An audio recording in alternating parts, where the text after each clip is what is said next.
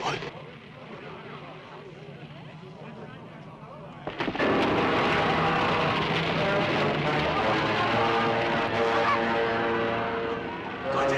Okay, why are there so many scary lizard and big monkey movies? Of course, you all know what I'm talking about. I'm talking about King Kong and Godzilla. Probably the most famous lizard and monkey duo next to Donkey Kong and Bowser. I mean, everybody knows the images of King Kong on the Empire State Building. We got Godzilla with the fire breath. King Kong with the blonde lady. Most people, I think, would know these images. These characters are so iconic that they're almost instantly recognizable in other media as well. Everyone knows these characters, but in my experience, I don't know if anybody really understands these characters. I mean, most people could name Godzilla and probably point him out on a suspect line, but I don't know if many people really understand them or even really understand where they came from. But is there really anything here to understand? Are these characters just simple 80s slasher movie monsters or just throwaway Star Trek aliens? I would say to most people, these characters are just household names like Dracula or Frankenstein or Zat. But like those other monsters, they come from specific stories and they have an intricate origin story. At this point, I think these characters have become akin to, let's say, Hello Kitty and Pikachu. They're slapped onto t-shirts and lunchboxes. They're basically their own brand at this point. Godzilla is a post-World War II Japanese film. It's important to understand the context because it reveals so much information about the meaning of the story.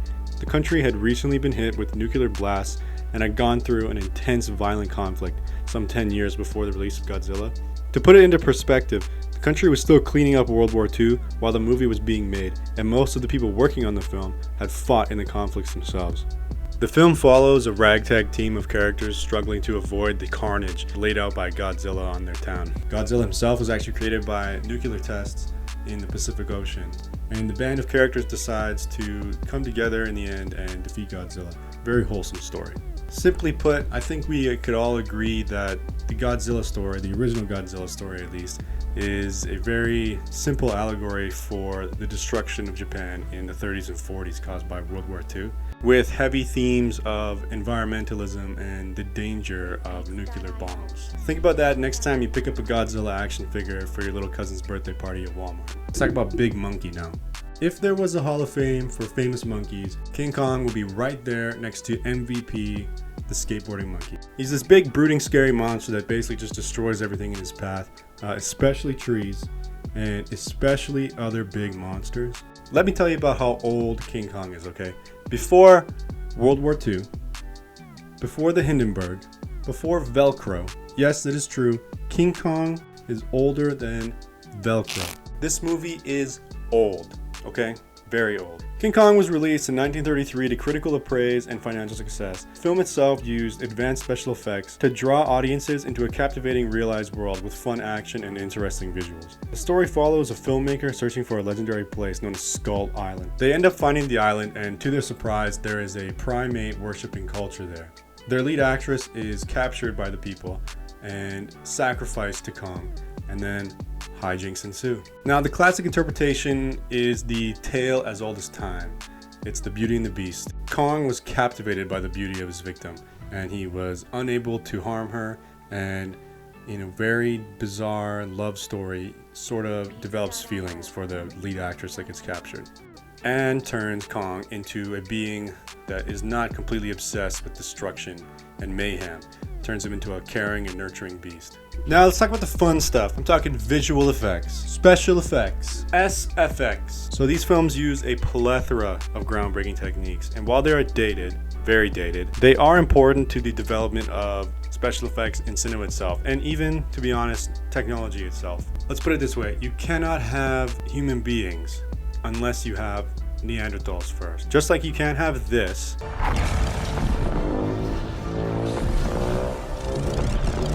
without having this.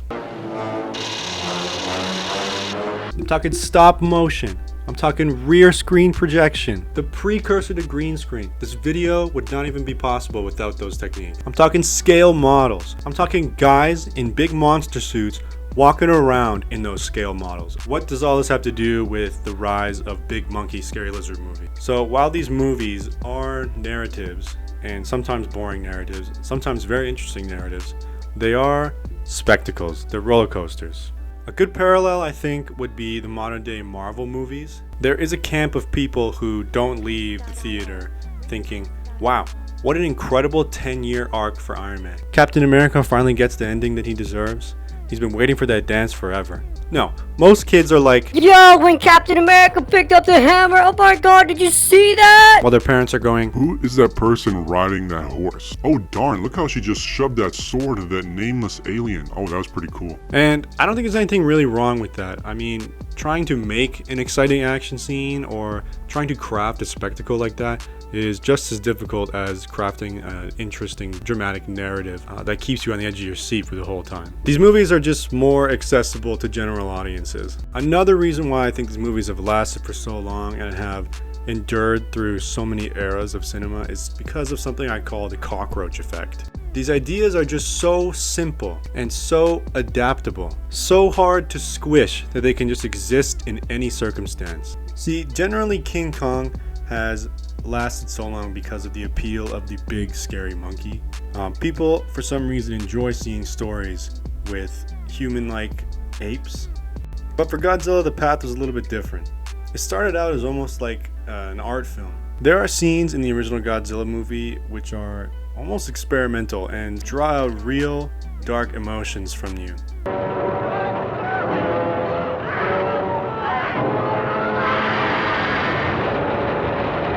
The Godzilla franchise would eventually move away from things like this.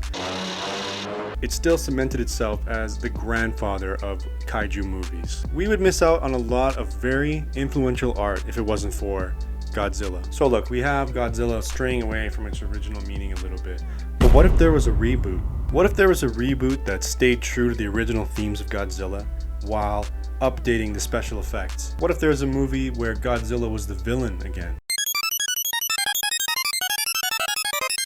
This movie perfectly sums up all my points. Here we see Godzilla as he first was, malevolent, seemingly unstoppable. He isn't a fun-loving hero of a story.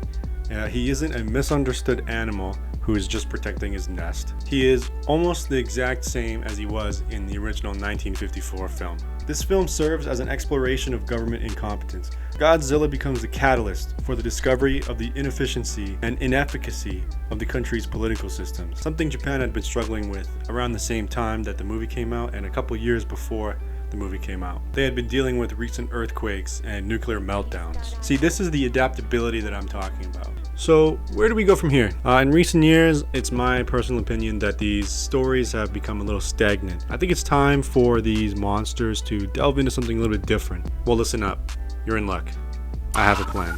So I think we should bring it back to original special effects. 1950 special effects. They have a real charm and it really adds to the experience of the movie. So we need a director who knows how to handle stop motion animation and blending live action with stop motion. Somebody who can balance the tones of drama and comedy and tragedy. I think the world is ready for Wes Anderson's Godzilla. Just imagine, we have Bill Murray. He's a scientist in search of Godzilla, putting a team together to document him. Then we have on the other side, we have Edward Norton. He's a military operative and he wants to destroy Godzilla. The miniatures would be perfect and beautiful, just like in Grand Budapest Hotel, just like in Moonrise Kingdom. And personally, I would love seeing Owen Wilson run away from a guy in a rubber suit. I cannot think of another director who could really handle this. In brief summary, these movies have survived for so long because of their adaptability, their appeal to general audiences, their fun special effects, and their ability to comment on current cultures. These movies are just fun to me, alright? They're such a niche part of cinema. I mean, giant monster attacks city. Like, why would you think that would be entertaining? But it's been one of the staples of cinema almost since the beginning of the art form itself. And in researching them, the stories behind the movies were so much richer than what I had anticipated. And I just couldn't go without telling people about it. So yeah, if you get the chance, please watch some of these movies. I cannot recommend them enough. I would personally highlight the 1954 Godzilla movie. Watch the Japanese cut. Do not watch the American cut. It is probably one of the worst movies I've ever watched. And then I would say watch the 2005 Peter Jackson King Kong.